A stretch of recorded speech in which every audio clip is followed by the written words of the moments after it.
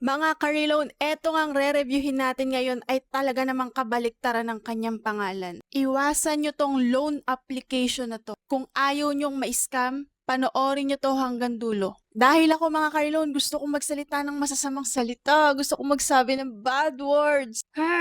Talaga naman yung nararamdaman ko kaninang inis ay abot hanggang langit. Grabe talaga tong loan application na to. Nakita ko nga lang mga ka-reloan na marami nagtatanong tungkol sa loan application na to. Kanina nga kasi mga ka-reloan ay naghahanap talaga ako ng loan application na pwede kong applyan na baka sakali na ma-approve akong ngayong araw na to. Na-approve naman nga ako mga ka-reloan, pero wag na wag nyo tong susubukan. Kung ayaw nyong masira ang buhay nyo, char. Pero grabe talaga.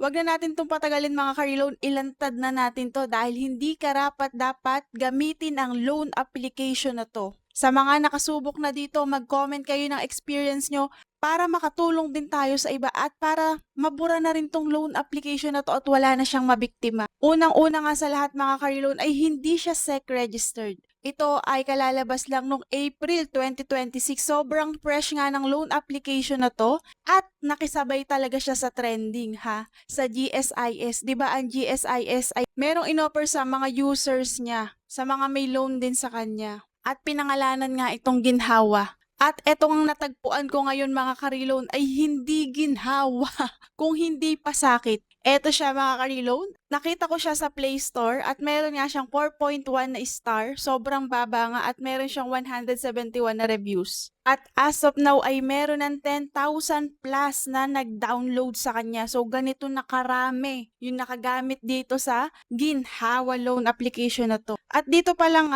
sa may under ng pangalan niya kung saan dapat nakalagay yung company na nagpapatakbo sa isang loan application ay devs yung nakalagay sa kanya at number. Parang dun pa lang nga talaga ay may something na to. Tingnan nyo naman kasi, dito sa kanyang reviews, may nakuha pang mag-review na sabi Ginhawa is very nice and pass approval. Totoo, pass approval to. It's super easy to understand and give you any amount of you want. Kakapal, char. Sabi nga dyan, tingnan nyo etong mga picture niya. Kalkulahin muna bago mag-loan, alamin agad ang babayaran. Tingnan natin kung meron tayong ika-calculate dito sa kanya. Matalinong loan calculator para sa mas tamang desisyon. Ilagay ang halaga, makita agad ang repayment plan. Eksaktong kalkulasyon, walang nakatagong bayarin. Ek-ek mo. Lahat to kasinungalingan. At eto nga pagka-download ko sa kanya, lumabas agad OTP login. Ilagay na daw yung phone number, then kumuha na tayo ng OTP. At eto yung kanyang pinaka-homepage. Ginhawa. Loan amount up to 100,000.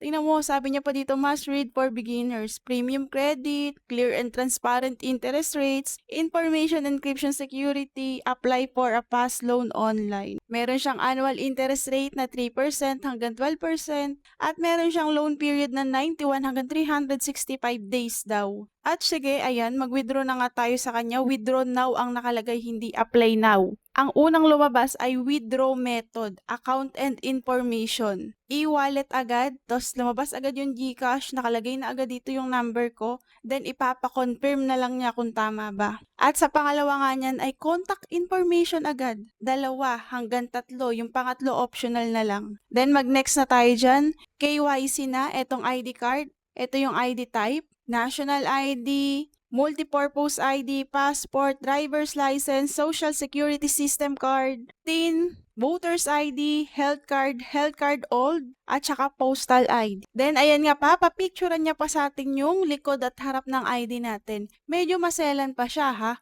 kasi yung unang pagpipicture ko blurred, ayaw niyang tanggapin. Pagkatapos natin picturean yung ID natin, ay dito na tayo sa selfie photo. Mga ka-reload, ang ganda ng ating boses, di ba? Dahil dito yan sa gamit nating Boya.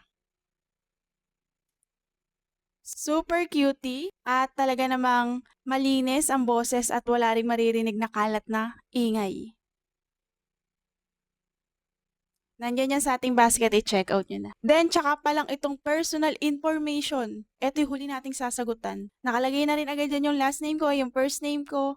Ang wala na lang ay yung gender at tsaka Yung education ganun. Yung ID number nandiyan na rin kasi nakita niya na agad kanina dun sa ID ko. Then pilapan lang natin yan, education, industry, profession, work time, reason for loan, monthly salary, tsaka marital status, reason for loan, monthly salary, marital status, province, detailed address. So, totoo pa nga nilagay ko dito na teacher ako. Nilagyan ko rin siya ng maganda-gandang income para nga ako ma-approve ako at tingnan natin kung maganda yung terms niya. At ayan nakalagay, submitted successfully. You can borrow now. Palang yun ang nakalagay doon. Tapos back to homepage na. Tapos ang lumabas nga dito sa pinaka homepage niya, amount is under evaluation. Then ayan refresh. Tapos yung mga product na sa ilalim ay nakalock pa. So 60 seconds pa ako naghantay kung i-approve niya ba ako sa pag-a-apply ko pa lang. After ng 1 minute, bigla akong may natanggap sa GCash ko na 550.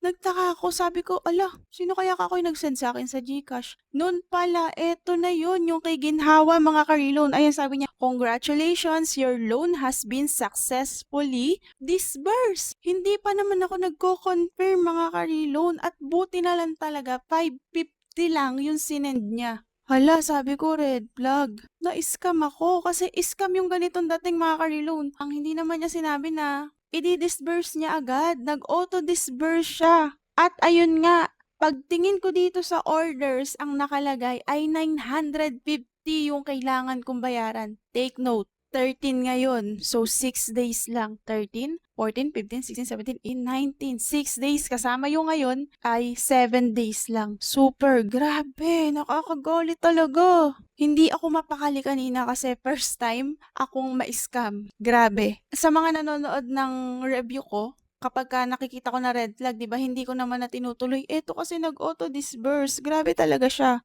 Then, eto nakalagay sa kanya, loan amount 950. Nakalagay din dito yung mobile ng phone na gamit natin. Tapos, nakalagay, apply date. 13 nga ngayon, loan date 13 din, na-approve tayo. Due date ay 19.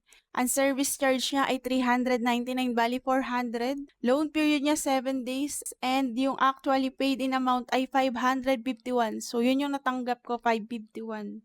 At kung makikita nyo dyan, ang nakalagay ay repay at saka repay and borrow again. So, hindi ako mapakali kanina mga ka-reloan. Hindi ko alam kung ano yung gagawin ko. Kung babayaran ko na ba siya o makikipagbardagulan ako dito kasi baka i-post ako nito kung sakali na makipagbardagulan ako sa kanya. Teacher pa naman ako tapos ipopost ako na ganyan, hindi ako nagbabayad ng utang. Di ang ginawa ko, binayaran ko na rin siya on time. Ayoko na siyang patagalin, ayoko nang pahabain yung stress ko. Ang una ko ang napindot dito ay repay and borrow again. Tiningnan ko lang naman. Tapos ayun lumabas yung QR code niya. Then nag-back ako kasi nagdadalawang isip pa nga ako. Tapos yung repay pinindot ko ulit. Tapos at saka ako nagbayad. Pikit mata. Nagbayad ako ng 950.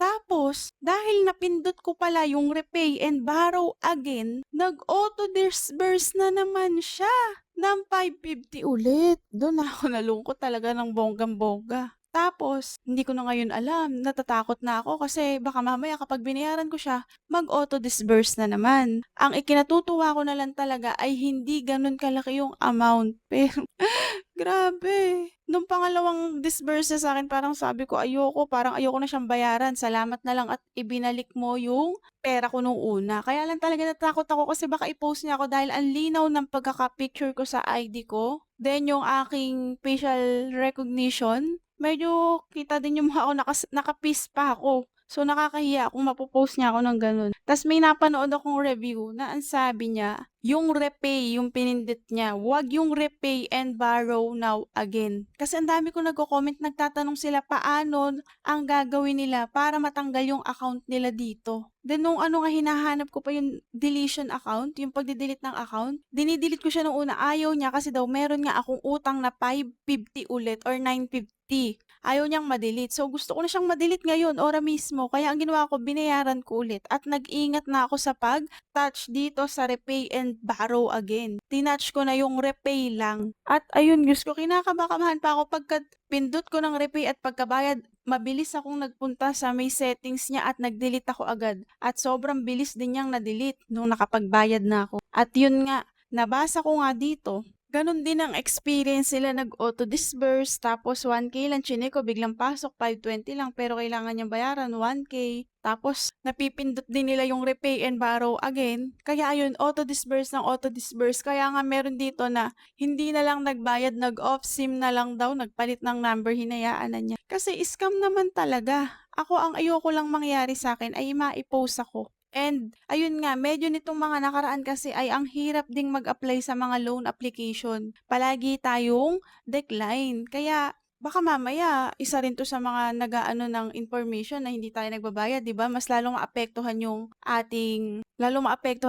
records. Kaya binayaran ko siya, gagawin niya. Tapos At eto meron yung niya mas malala.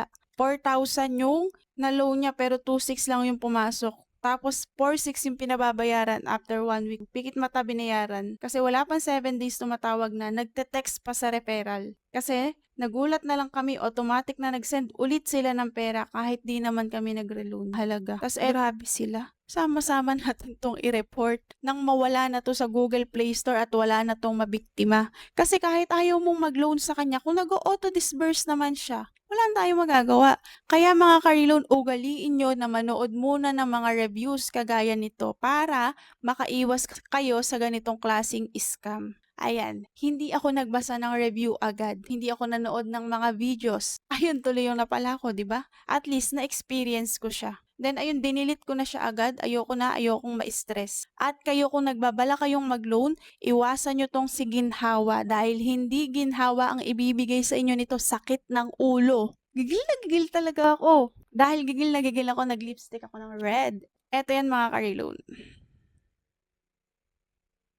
Nasa basket din natin yan, i-check out yun. Yun lang mga ka-reloan, ang dami kong sinabi dahil sa gigil ko. Kung nakatulong sa inyo yung video natin na to ay please like, subscribe, and i-share nyo na din ito. At para mas makatulong tayo sa iba ay mag-comment na rin kayo at para makabawi rin naman ako sa na-scam niya sa akin. Hit the notification bell para ma-notify kayo tuwing mag-upload tayo. Yun lang mga ka-reloan. Maraming salamat sa panonood. God bless you all. Sana ay makaahon na tayong lahat sa pagkakautang and iwasan natin yung tapal-tapal system. Yun lang. See you on my next vlog. Bye!